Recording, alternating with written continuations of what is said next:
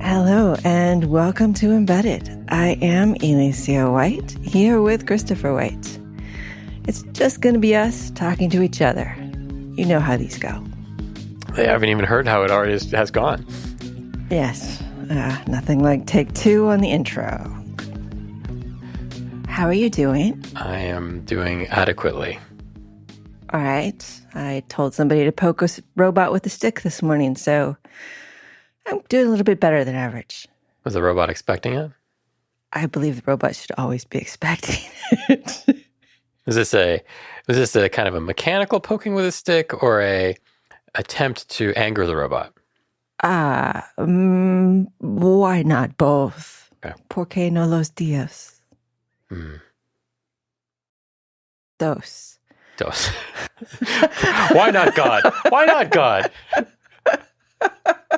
Right.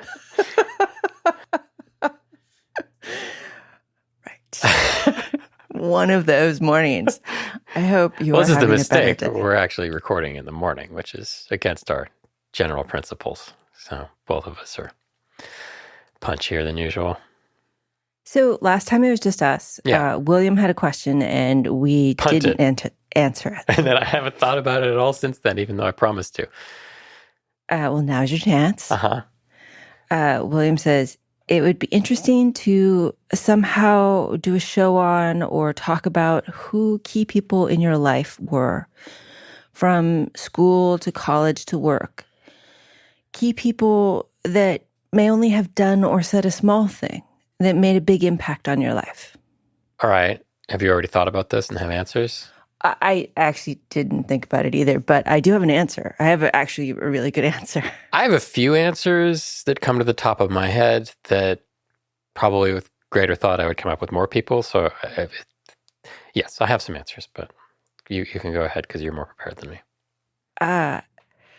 So I went to the Grace Hopper conference, which is a conference for women in software. It's a pretty big deal. I presented. I also took almost all of the women who were at my company, which was ShotSpotter at the time. And I ended up sitting at a table one night without all of them, but with a bunch of senior women. And I had been a director at that point. I was definitely should be at the seniors table. And I was talking to a professor. And, I can make my career sound relatively amusing. And I said what I had done about inertial measurement units and gunshot location systems and applications and thinking about software. And the professor, who was a professor from Australia, whose name I do not recall, said, if only you wrote a book about it, you'd have a PhD. And it was years later that I wrote my book, but that was always a kernel. And it was a total throwaway comment from her. But it did have an effect on shaping I could write a PhD about my experiences. I mean, not a memoir, and that's how we ended up with Making Embedded Systems, the book. Oh, okay. I think I remember that story, but I haven't heard it in a while. Kind of forgotten about it. I actually talked to her years later. Again, I don't remember her name. It's going to come to me like 3 a.m. And she was like, I don't even remember that. Well, most people because it was just, don't it was just a random comments. dinner. Yeah. Or jokes that they made. Yeah. Yeah, that's true. Right? Most people don't understand the impact they have on other people sometimes. We tend to take things in that other people aren't intending to be profound or life-changing. But sometimes it's, it's not even necessarily something they said. It may be just shifting your perspective that you had in your own mind in a way that, takes a little bit of leverage to move you to a different place.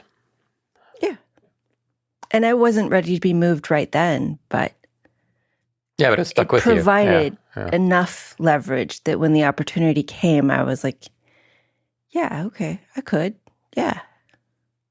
Have you thought of anything like that? I mean, that was kind not of like special that. for Yeah, me. not like that. I'd have to think long and hard about stuff like that. Yeah, no, I was just thinking of more traditional people who, through their own, well, two classes of people. People who, through their own kind of interest and enthusiasm about something, had it kind of push me to also become enthusiastic about it. And then just mentor type people. So one person that comes to mind was, I had the great privilege of going to a very small private school for high school, which was good in some ways. It was very diverse, which was weird for a private school. So that was really good for me. But once you got to like senior advanced classes and things, there weren't that many students taking them. So calculus, I got to take calculus as a senior, I think. Yeah. And my class was only like 4 or 5 people. And they had an instructor. His name was Sid Raffer, who was this guy. He was from New York, and he smoked, a chain smoker. He always wore these black suits, and he was a really interesting guy to talk to. He had very strong opinions about things and was, very clearly into what he was teaching. And he was excited about calculus and teaching it to students, and it was different from the other teachers I'd had in a lot of ways, who were just doing the teaching. And they were good teachers, but they were not engaging in the same way. And I remember him as we took, there was the AP class, and I remember finishing the AP class, or the AP test. I remember finishing the AP test, and we all took it it was at our school. We all came out of the exam room, and he was standing there waiting for us, and really anxious to hear how we'd done. And I remember telling him, well, I was nauseated the whole morning, so I have no idea. I woke up feeling really sick, which, now that I think about it is, Anxiety started long before you recognized it. And he didn't really appreciate that response from me, but I think we all did very well. But I remember seeing him being kind of anxiously waiting for his 4 students, or how many, there were 4 or 5 of us, to come out and hear how we'd done immediately. Like, he was waiting outside the door. And yet it was at your school. Yeah. Well, there was the cost a lot to him was minor. Yeah. I don't know if it was a weekend or not, but yeah, it was not a big deal for him to be there. And yet it really has had an impact on you. Yeah. Just showing that level of enthusiasm and care. And I think that was my kind of first experience of what college courses were like. Many of the college courses we took were like small for us. You were also privileged to go to a small school just later. College was small. High school was very large. Small, intimate courses where sometimes the professors were just incredibly ebullient. Is that the word I'm thinking of? Excited about the thing they were teaching, even though they've been doing it for 30 years, some of them. And they were excited about the topic, or about the teaching, or about both. About the students, and yeah. And that could make a huge... I mean, we went to a teaching college as opposed to a research university. I think partly that experience at the end of high school hurt me for college, because the first year was not like that. And it got to be that way once you got out of freshman year and sophomore. Things started to shrink down. You went into your major, classes shrank. Professors were more interested in teaching, 100 and above level material instead of CS1. But yeah, so I kind of came out of that jazzed about learning, and then kind of crashed a little bit. But I still remember that experience. And other people, my first job, I had some good mentors, some people who really... Now, when I think about it, like, why did they go to bat for me? I was a terrible, terrible coder who didn't know what I was doing. Kept making mistakes. Yeah, but they acknowledged that, and they saw that there was potential, and they were willing to put up with it, which a lot of people, I think, these days are maybe not able to do so easily. I don't know. There's some fun in teaching people. There is, but it takes the certain people. there were definitely people who weren't interested in that who I've come across in my career. Oh, definitely. And they, and those people, some of them, continued to act in a mentor capacity for a long time. So, including encouraging you to write papers, go to conferences. Yeah. But I would have a better answer where we're able to think about it longer. But you had like 4 weeks. Yeah, think about it longer, meaning if I had remembered to think about it. William went on to say that there were many, many teachers that helped him, one being physics high school teacher who showed that science was interesting and fun and that William could understand it. And then William shared a personal story, which he didn't mark private, so woohoo. I think the person that made the biggest impact on me was a guy I met on a ferry while backpacking through Europe after I graduated and had been working for a while. I was super down in the dumps, feeling I was useless and wasn't good enough at my current job, and everything was getting me down. I felt like just quitting everything. In a short hour on that ferry ride, he managed to motivate me to get my self-confidence back, that I was able to go on and apply for jobs around the world I never thought possible. I never got his name, and I never saw him again. To him, I really want to say thank you. His comment about physics, and would you say physics or something?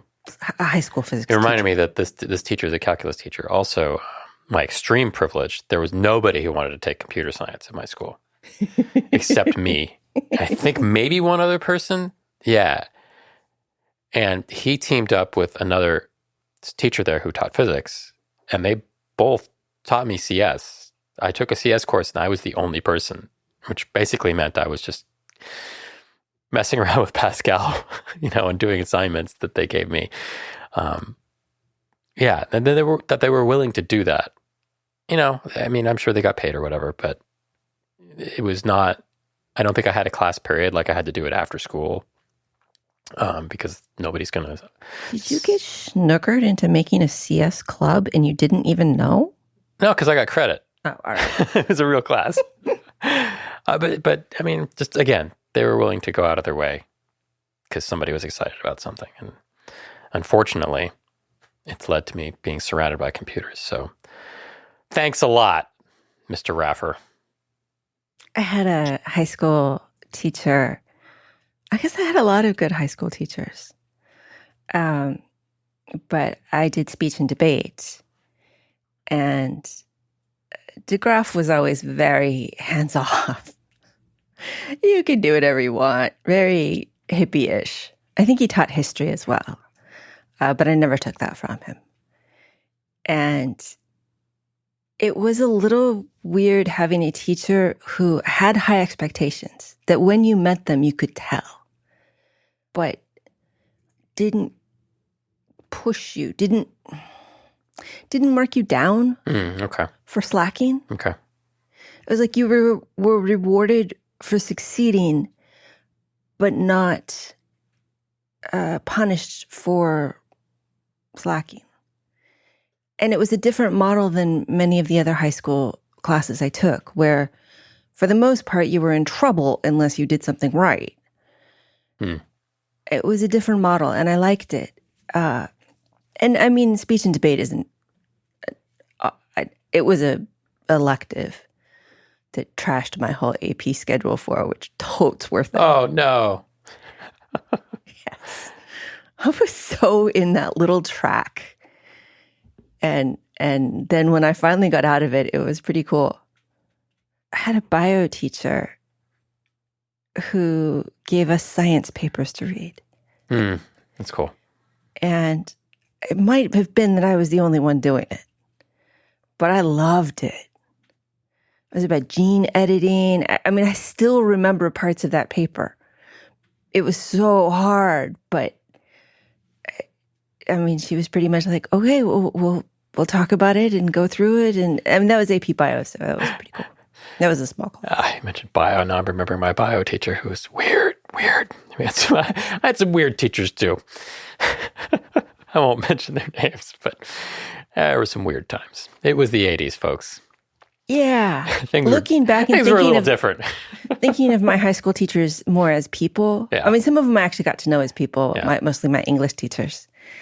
But so you had more role models in your work starting up, and your role models tended to continue through them. Yeah. I had a few people, but I haven't had as much long term. I mean, I say long term, but yeah, I mean, the hands-on kind of mentoring was only a few years, and then I think they would consider themselves peers later on who were like, "Do you want to work on something together?" That kind of thing. But yeah, you had similar. I guess so, but there was never somebody I would have said, "Okay, this person is my mentor." We didn't use that word back then, really. We did. Did we? Oh. Yes.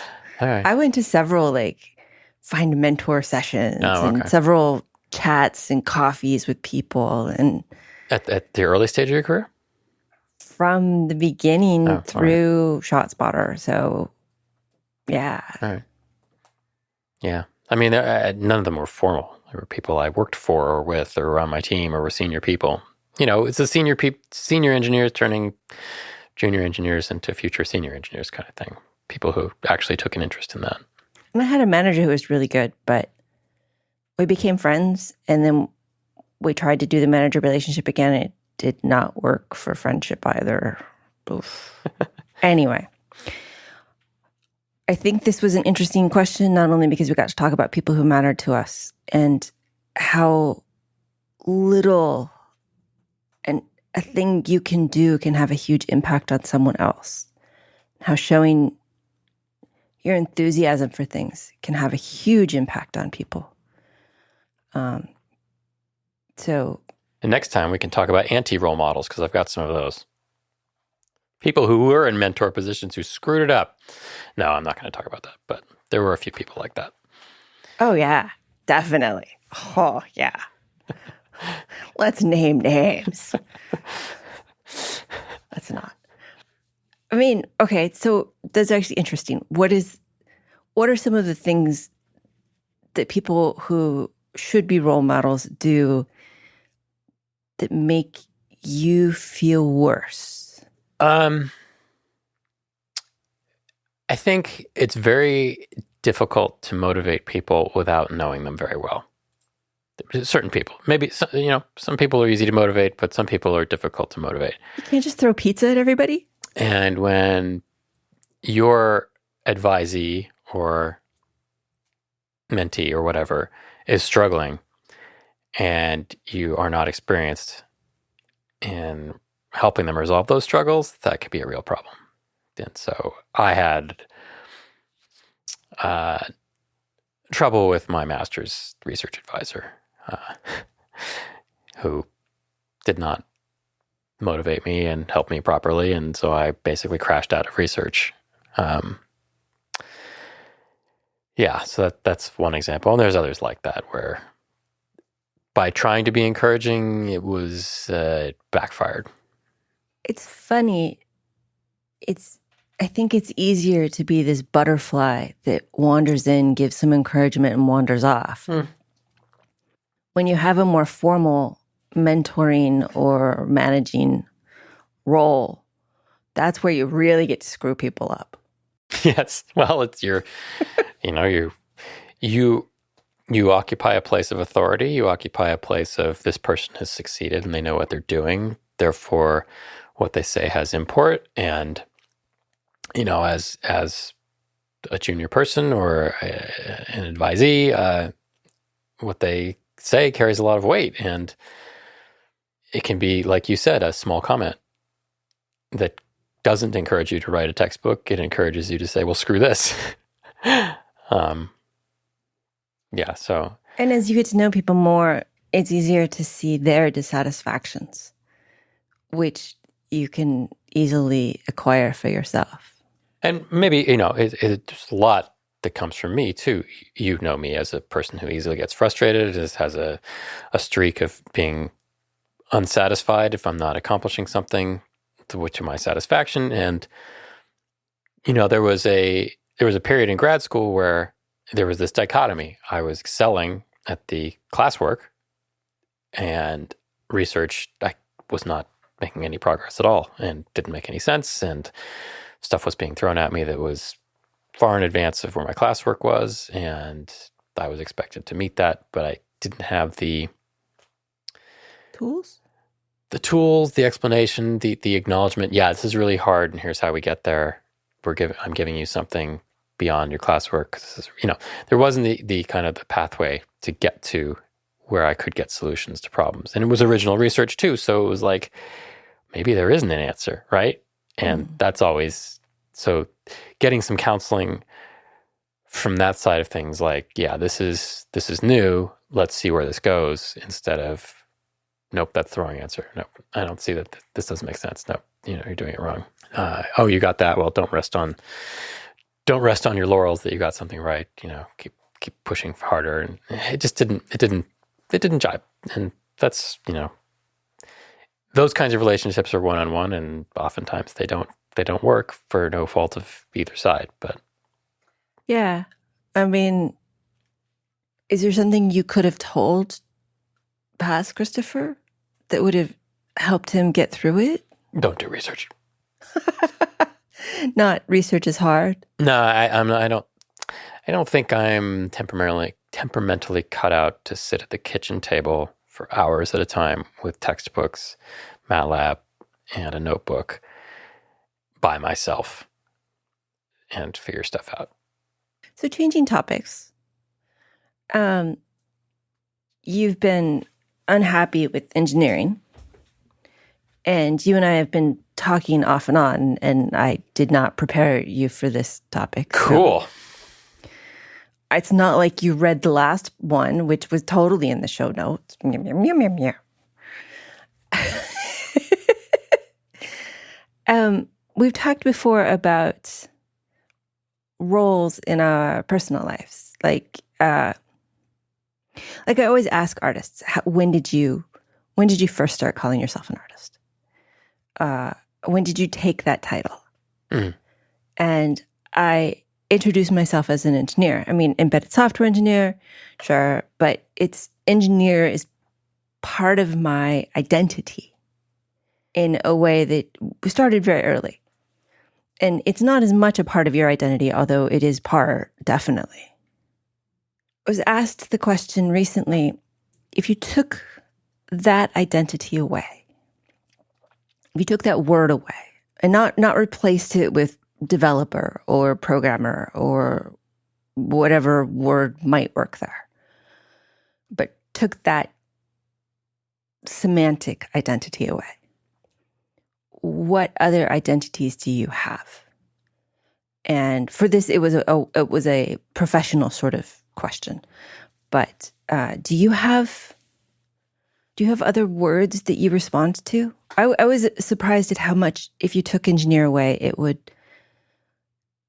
affect me. I actually don't really claim author. I don't claim artist for sure. I don't think I ever will. Maker is something I like, but it's not something I am. Why don't you just be a person? Why do you have to have a label? The identities help. Okay. I don't think that way. I may have used to. I think I used to and got excited about that, but I don't really think that way anymore at all. Like, if you took engineer away from me, I'm like, oh, okay, I'll fill that with donuts.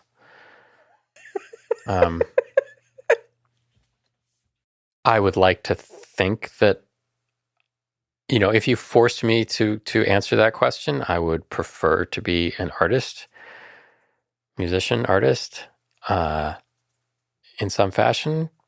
I think I've met the minimum requirements to claim that mantle, having recorded several records and played gigs for not an insignificant number of people. I'm probably, the bottom rung of being able to claim that mantle, but that would be what I would prefer to anything else.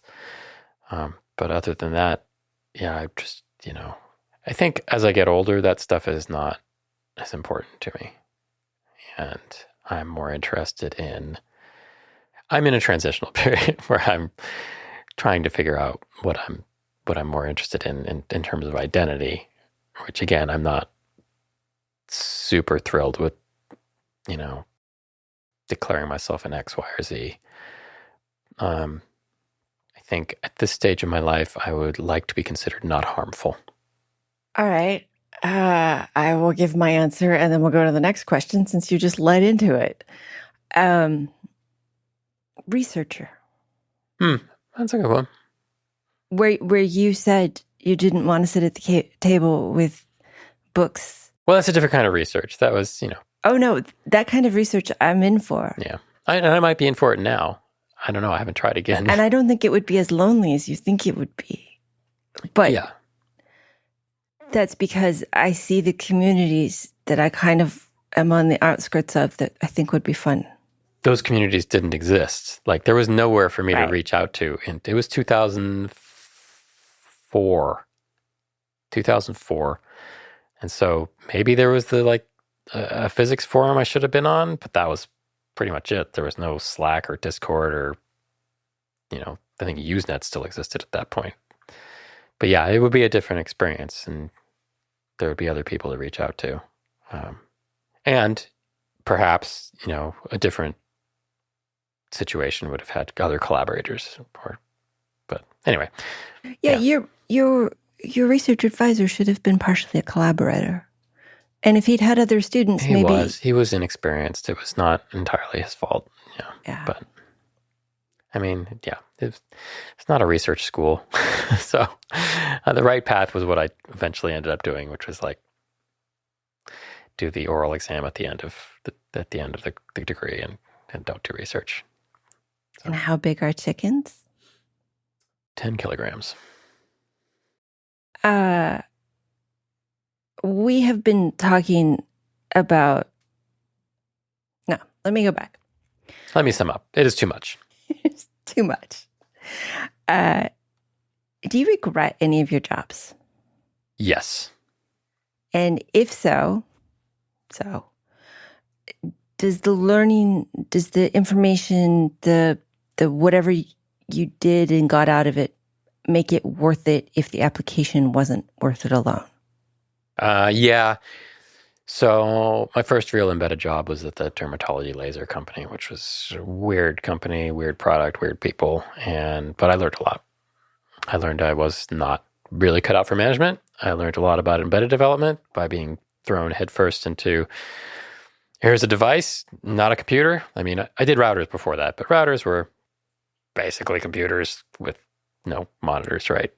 They were running bespoke operating systems on slightly different kind of CPUs back then, but it wasn't embedded as most people would consider it. So yeah, the laser was very embedded. There were safety control systems. I did FDA. I learned a ton, but the application was blah. The company was... You should see his face. They're his eyebrows are going back and forth and up and down. Extremely weird. I worked with some very nice people there, very smart people. And at least one weirdo. Two weirdos. There were at least a half a dozen weirdos.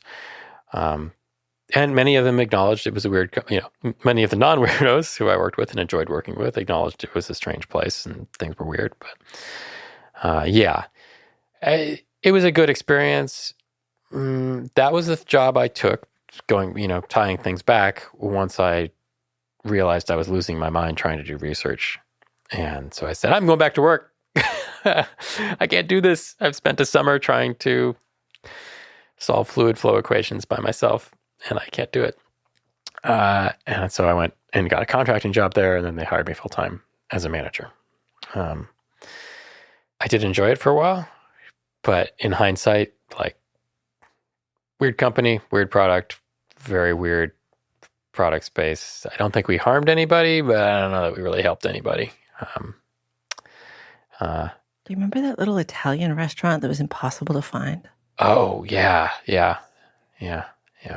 Sorry.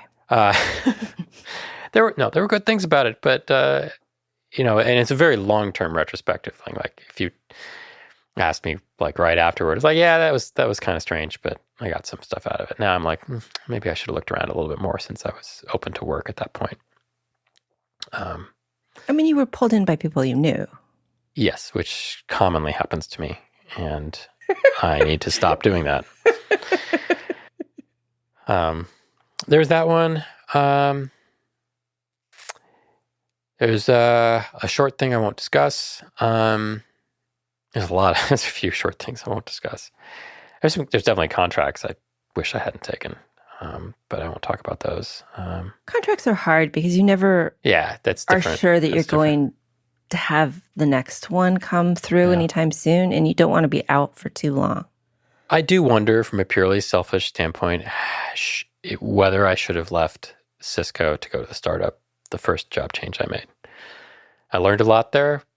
A lot, but fast. Everything crashed out with the .com boom, and I went back to grad school, and I was really burned out. I wonder, had I stayed at Cisco as a bore, would I have been more happy? I don't know.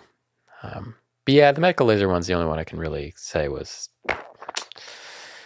kind of great. And there was another medical one later that was more stressful, but I felt like the application was, at least at the time, was super important. Since they just finally went out of business, I left there to become a contractor in 2009. So that's how long they kind of sailed along, but they went out of business. So, but that one, you had stories of people. Yeah, it sounded like we were helping people. The trouble with stuff like that is it's science, right? And you've got the company doing the research, trying to prove that its stuff works. And it's difficult to get long-term kind of comparison things. So yeah, we had evidence that was helping people. But I always question, like, okay, if it's helping people that much, why is it not being used? Why is this not being bought? Everybody's going back to their old techniques to do similar stuff. So I think on balance, it could have been helpful had it gotten to where they really wanted it to go, but there was not solid evidence they could get there. So the application they ended up with was a different application. It may have helped people on balance, but it was probably one of those marginal things where it's like, maybe it's better than current care standards, maybe not, but it's going to take a lot of time to figure that out. So, and those are fine things to work on because you have to figure those questions out, but it's those kind of companies are at the border between research and product, and it can be difficult to tell until very much later whether the thing you made was actually doing what it said it was going to do. Did the learning make it worth it? That place?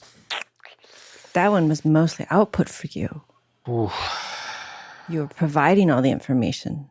You were not acquiring a lot that I remember. Well, there was a lot of physics involved in that place. I did have to read some papers, which was good for having my degree for. There was a lot of management intrigue and drama and schedule stuff. I met some very good people, and unfortunately brought some very good people in to suffer along with me. Yeah, I think that place would have been fine with different management, but as it was very sort of a confluence of Silicon Valley and medical, and both of those worlds coming together was a kind of a maelstrom of of chaos and frustration. You didn't answer the question. No, you have to ask it back if you want me to answer. Were there any? What was the question? Jobs you regret? Yeah. I mean, for the most part, I did the best with what I knew. That's it, right? And hindsight is real. So Leapfrog, on one hand, I made toys that are plastic that went into landfills. Yeah. On the other hand, I taught kids to read. And it wasn't like I theoretically taught kids to read. I remember that karaoke toy that was awful. I hated it. And yet the boy in the kindergarten took it home and he was so far behind. And then he wasn't. And he could sing and identify all of his alphabet. And he used the same stupid tune. I hated that karaoke. So how many things go into landfills? I can't make that decision. But it was worth it to me, and it was worth it to learn how to make things like that. A lot of things go to landfills. I don't think that's a dispositive. ShotSpotter has been something that's been difficult because they've been in the news and the police and the profiling, and yet I know that we saved lives. Did we save lives more than we could have? Using different funds, putting that funds in different locations? That I don't know. But I know that people didn't bleed out because the police were called in time. I don't know. And I know that the police officers I personally worked with cared a lot about the whole community. What years was that? 2004, around that. Yeah. So, I mean, I think what people probably don't realize is that things change. I saw a lot of ShotSpotter. You saw a lot of ShotSpotter. Obviously, you worked there. I feel like a lot of the stuff that came out later happened later. Yeah, when we got a what happened in this situation, we didn't know who was who. The question was, in which location shot first?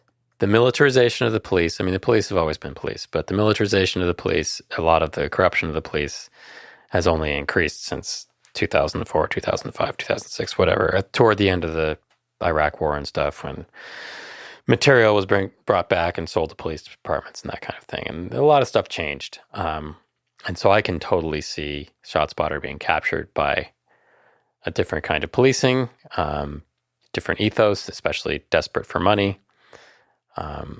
So it would not surprise me if you didn't see any of that because it wasn't happening at that time. To be fair, I saw some of it. Okay. But I thought the good we were doing outweighed the smaller portion of that. And unfortunately, and don't take this the wrong way, but that is not a thing for engineers to decide. It's hard for us to understand sociology and politics as engineers. And some of those things require study. And from within the company, we can't necessarily see what's actually happening in the city. True. I mean, could ShotSpotter money have been more effectively used at preventative programs and community interfacing? I can't even begin. And the flip side is also true. Since it's hard for us to do that, it's hard to expect us to always make the perfect job decision, right? We can't go into a company and say, okay, I need you to do your due diligence here and tell me everything about your product and its impact upon society for the next 25 years and whether or not you're going to pivot a little bit or lean your finger on the scale when money is tight. We can't do that. So we have to do the best we can do. And, I think it's good that we talk about these things now more than people perhaps used to. But I think it's unfair to expect every engineer. I mean, there's obviously companies where it's clear what's going on. I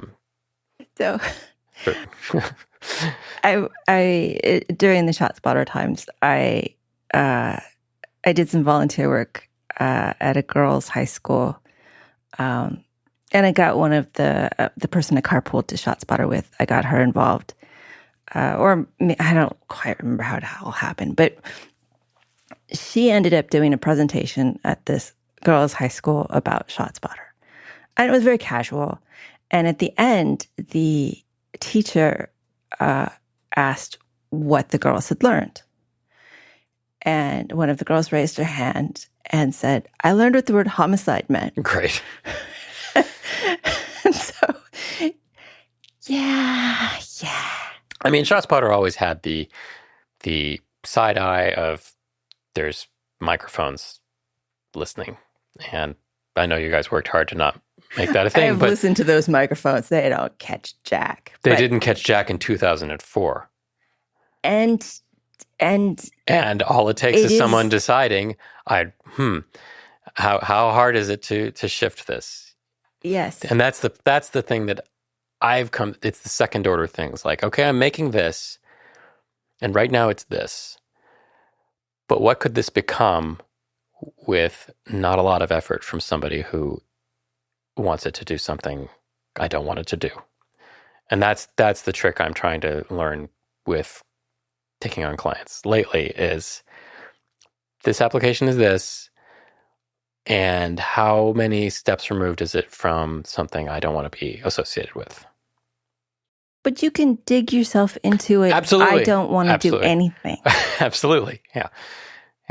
So, but applications matter, and they both matter for exciting reasons and for don't want to be associated with reasons. Yeah. Oh, applications matter. Ethics matters.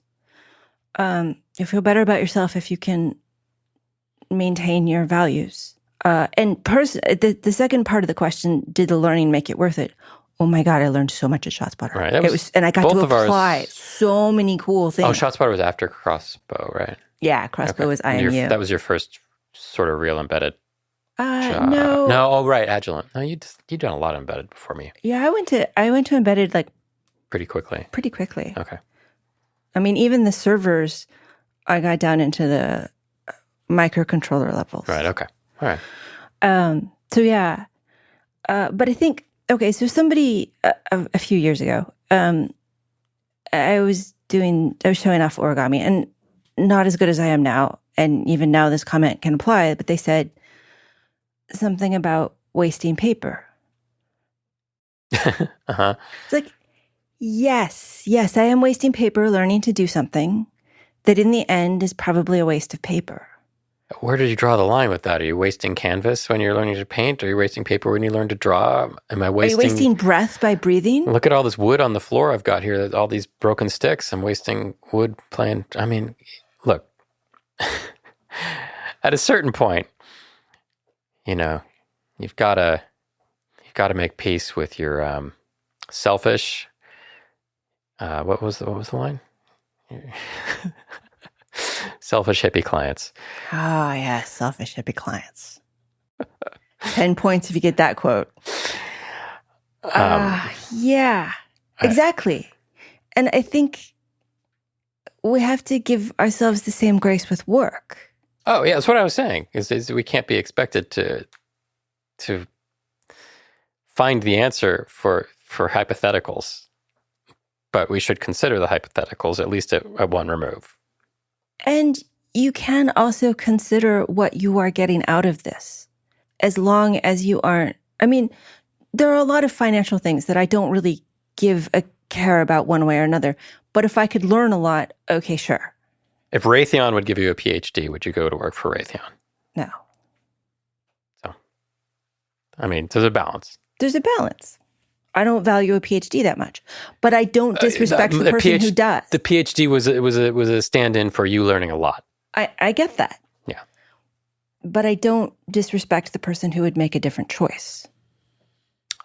I'm not sure I'm in that place right now. Yeah. If I'm not, yeah.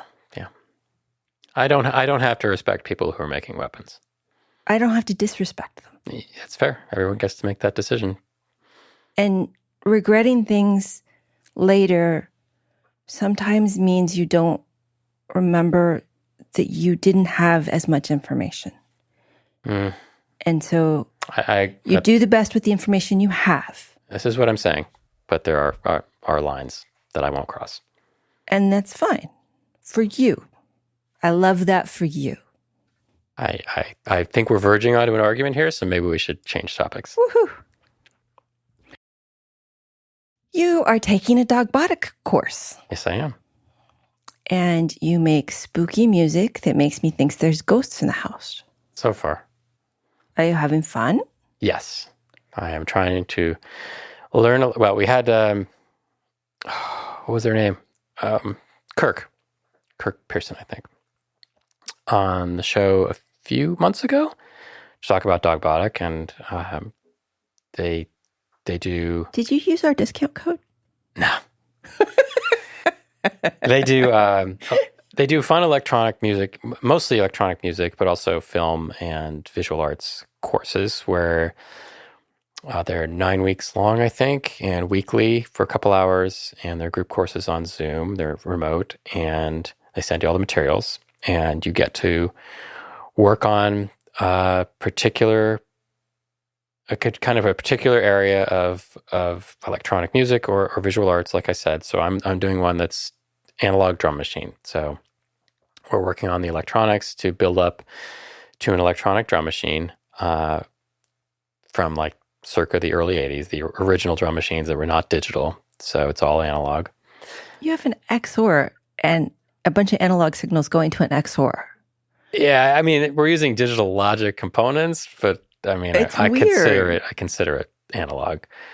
So yeah, I'm trying to kind of learn electronics to get my feet into actually learning electronics to where I can do some projects for myself and know what I'm doing a little bit through a project-based course where it's very casual. The electronics we're learning, it's explained well, but it's also like, don't sweat the details too much kind of stuff, because the kind of thing I want to do, I'm not going to be making a product. I don't care about, if I've got something wrong or, so, I kind of want to get to a familiarity with electronics enough so I can have some fun.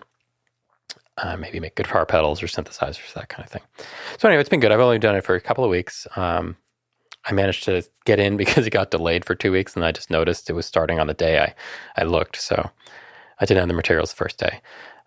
But yeah, for the first 2 weeks, we've just made inverter-based oscillators, making square waves. A very simple circuit that I sort of understand now. Still have a question about it, but not quite.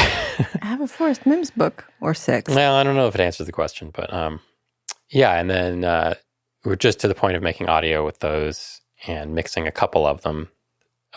Using 4? Well, I'm only mixing 2 right now. I have 4 built. I didn't get to the point of jamming them all together, but yeah, and you can make some weird noises. So it's going to progress and hopefully learn kind of more stuff to do with, making amplitude envelopes and all the stuff you need to do to make sound more like things instead of whoops. But I'm enjoying it. Yeah, I'm trying to. I'm a little light on clients, and that's sort of slightly by design. And I'm trying to totally shift into doing more stuff that I enjoy that isn't work, instead of feeling like I should be working, even though I plan not to. Yeah, it's hard as a contractor sometimes it's not really a vacation. It's more like a sabbatical in that you have other things to do. Your goal is not to just sit on the beach and read. It's to sit on the beach and read technical books. Wait, no, that's not right. Technical books. I wanted to announce this even though it's really late to join. We are reading Data-Driven Science and Engineering, Machine Learning, Dynamical Systems and Control by Stephen Brunton and Nathan Kutz. I came across this book. It's free online. And I was looking for LQR controller, blah, blah, blah, fancy math. And I liked the book, and it came with code, and they have videos. And so I wanted to actually read the book from the beginning. So the Embedded Patreon Slack has a book club channel. So I decided I was going to take over the book club channel. The book has a lot of gnarly math, linear algebra and ODEs. So I hired a math prof to help me through it. Don't tell her she doesn't know that part. She thinks it's for everyone, but I guess the other people can participate if they want. Anyway, Math prof is there to explain things like unitary transforms and stuff. And if you want to join, you support us somehow. Look, it's $1. If you can't handle $1, let me know. But the goal is not to milk you dry. It's just to make sure you're serious and not a robot.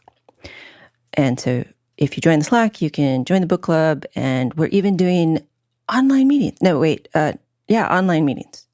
That's where you talk over voice, like Zoom or something. Mm-hmm. So we're doing that. In fact, we're going to have to close out this eventually because I have to go do that, but not for a while. I'm enjoying it. It takes the perspective. Okay, so there's physics and engineering, and you solve things with math and Fourier and solving equations and ODEs, and then you have CS, which is about optimization and thinking how long things take and finding shorter paths to get to good solutions. And then you have this, they have this idea, what if dynamic systems, like PID systems, are just data problems? Just like image classification is a data problem. And so they're applying these two areas of engineering fancy math and computer science fancy data handling and putting it together. And things. Okay, so SVD, singular value decomposition. I've seen it before with classification. If you have ever taken Andrew Ng's machine learning class, you've seen it. It's a technique. It's not trivial. Blah, bunch of linear algebra, not easy. On the other hand, it is just a Python command in NumPy, so not hard. What if this matrix thing you get from singular value decomposition is also Fourier? And they're like, part of me is like, okay, basis functions, yes, I get that. And the other part of me is like, what? You can't do that?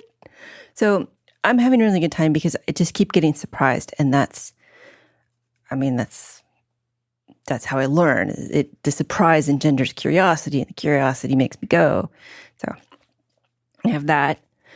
We're going to be talking to Steve Hinch soon. And his book is Winning Through Innovation, Lessons from the Front Lines of Business. Not a title I love, but the book seems pretty interesting. And so we'll be talking to him in just a couple of weeks. If you have any questions, let me know. And then what else? I have a book about vectors. Pretty good. Weird mathematical history. Why do all of the mathematicians die in duels or suicide? It was the 17th century or 18th century. Everyone died in duels or suicide. You either died as an infant or you died in a duel. Those are the two options. I thought it was just mathematicians. And then I love Libby so much. Why did it take me so long? I told you about it. I know, and I've had an account forever. I guess it was, there were some changes with how the big monster does their ebooks, and I stopped buying their ebooks, and now I am in love with my library again, and I'm not even going.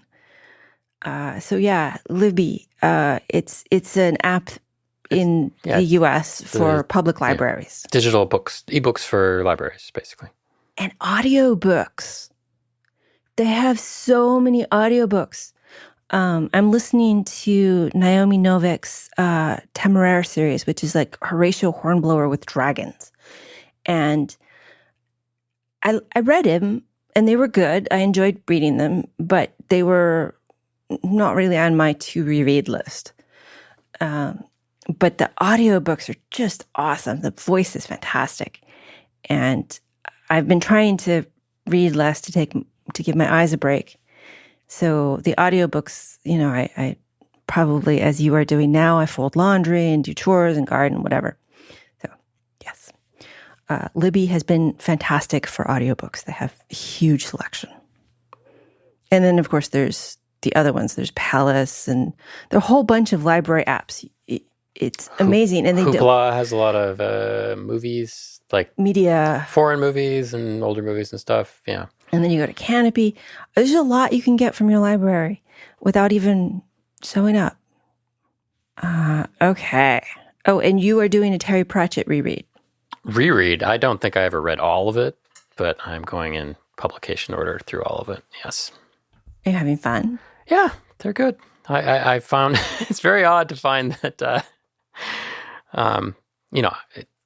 Terry Pratchett writes, if you don't know, it's a very long series, started in the 80s. I think he wrote 40 or 41 books before he died a few years ago. And they are set in a fantasy world that's very kind of on its face silly. It's a flat world. It's a disc that would you call it a Discworld? It's called Discworld, exactly. Sits on the back of 4 elephants that are in turn sitting on the back of a giant space turtle. Anyway. Silly. It's got wizards, it's got witches. He has several kind of theme books. So there's wizard books and witch books and books about death, and death being a character and other things like that. And so they're all kind of standalone, although they do link back to each other in small ways. So you don't need to read them in any particular order. And they all have a theme that he's trying to do. And there's in the depths of the humor, which is good, there's a lot of commentary on the human condition, which is kind of dry and very British. But on top of that, he uses a lot of words that I have to look up, which is very impressive for what's kind of a quote silly series. So I have to look up a half a dozen to a dozen words every book that I've never in my life seen before. It's easier now that they're ebooks. You just push on the word and it pops up the definition. Yes. Would you have done that if you were reading it in paper? Or would you just have context clued and probably context clued? Yeah. Yeah, and I keep meaning to. I've been slowly trying to get back into French, and I keep meaning to find some books to read on the e-reader in French, because that's an advantage of reading foreign language books that didn't exist too. Is being able to push on get the translation, which for me would be every 6th word, but it's how you learn. I actually got you a French book. Anyway, we'll talk about that later. Well, let's see, what else do we have? Shockingly, I have discovered that reading technical papers is easier if you already understand most of the material. That whenever I try to go read YOLO and I just give up, it's because I need to read like 10 papers before I get to YOLO. And also I need practice, which is another reason for reading the data-driven science and engineering book. I think that's actually all we have. Was there anything else on your mental list or anything you want to go back to? No, I don't think so. That's a lot of stuffs. All right. Well, then, I guess, thank you. Thank you for co-hosting and producing. Thank you all for listening. Thank you to Jojo for being quiet until just now. Thank you to our Patreon listener Slack group for doing the book club with me. I appreciate you. I appreciate most of your other questions and comments and all of that. It's pretty cool. I don't think we're sponsored this week. Good. All right. So no thank you to the sponsors. Although Memfault and Nordic bought Memfault. Mm-hmm. So now I think we should be able to like have one commercial for both of them. It's kind of like doing your homework and turning it into 2 different classes. Okay, so Winnie the Pooh, are you ready? If you want to contact us, embedded.fm. Sign up for the newsletter. Which I meant to send this week. I'm still collating stuff for it, so I'm getting some stuff for the next newsletter. But we do have a newsletter that that infrequently posts, ostensibly bi-weekly, sometimes weekly. There's good stuff in it. It's small, it's quick.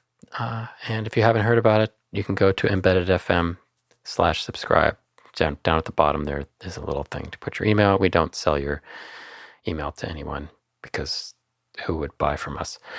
And yeah, people keep saying, "Oh, there's a newsletter," and I'm surprised that people don't know this newsletter. So Yeah, there's a newsletter. It's often really good and really short, which is kind of weird. Okay, so Winnie the Pooh.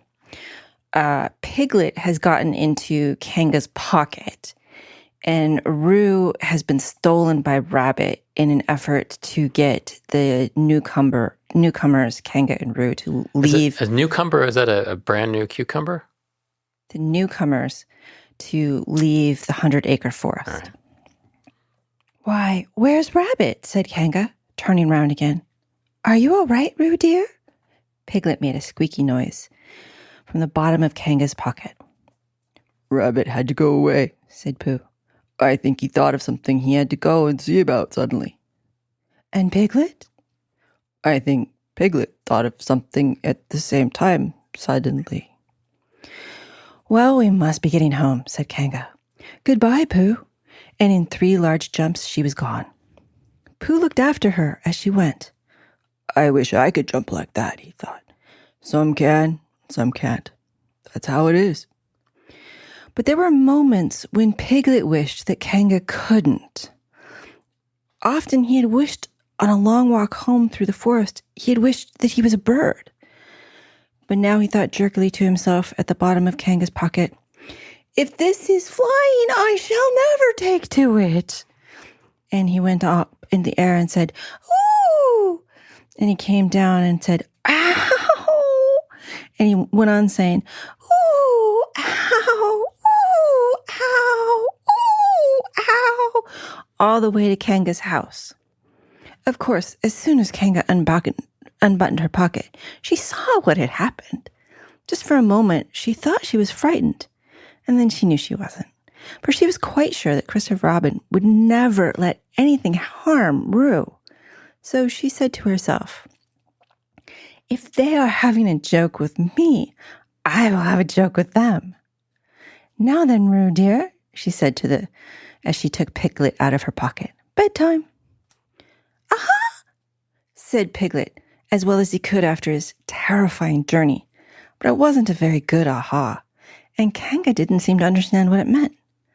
Bath first, said Kanga in a cheerful voice. Aha! Said Piglet again, looking around anxiously for the others, but the others weren't there. Rabbit was playing with Baby Roo in his own house and feeling more fond of him every moment. And Pooh, who had decided to be Kanga, was still at the sandy place on top of the forest practicing jumps. I am not at all sure, said Kanga in a thoughtful voice, that it wouldn't be a good idea to have a cold bath this morning. Would you like that, Roo dear? Piglet, who had never really been fond of baths, shuddered a long, indignant shudder and said in a brave voice, as he could, Kanga, I see the time has come to speak plainly. Funny little Roo, said Kanga as she got the bath water ready. I am not Roo, said Piglet loudly. I am Piglet. Yes, dear, yes, said Kanga soothingly, and imitating Piglet's voice, so clever of him. She went on, and she took a large bar of yellow soap out of the cupboard. What will he be doing next? Can't you see? Shouted Piglet. Haven't you got eyes? Look at me. I am looking, Roo dear, said Kanga rather severely. And you know what I told you yesterday about making faces. If you go on making faces like Piglet, you will grow to look like Piglet. And then think how sorry you'll be. Now then, into the bath. And don't let me have to speak to you about this again. Before he knew where he was, Piglet was in the bath. And Kanga was scrubbing him firmly with a large, leathery flannel. Ow, said Piglet. Let me out. I'm Piglet. Don't open your mouth, dear, or you'll get soap in, said Kanga. There, what did I tell you? You did that. You did that on purpose, sputtered Piglet as soon as he could speak again, and then accidentally had another mouthful of leathery flannel. That's right, dear. Don't say anything, said Kanga, In another minute, Piglet was out of the bath and being rubbed dry with a towel. Now, said Kanga, there's your medicine, and then bed.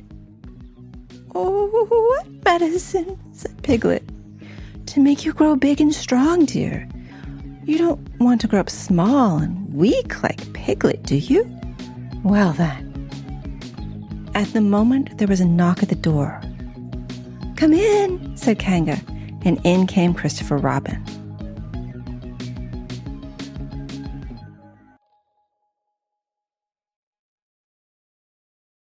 Do do do do do. Phenomena. Do do do do. Phenomena. Everybody. Do do do do do do do do do do do. Phenomena. We're recording. Hello and welcome to Embedded. I am Elecia White, here with Christopher White. It's going to be just us as we talk about rolls, sticks, and... Rolls? Dinner rolls? No. Oh, okay. And not cinnamon rolls. Like rolls, like job rolls? No. Like rolling things? Rolls Royce? Hello and welcome to Embedded. Wait a minute. Fine.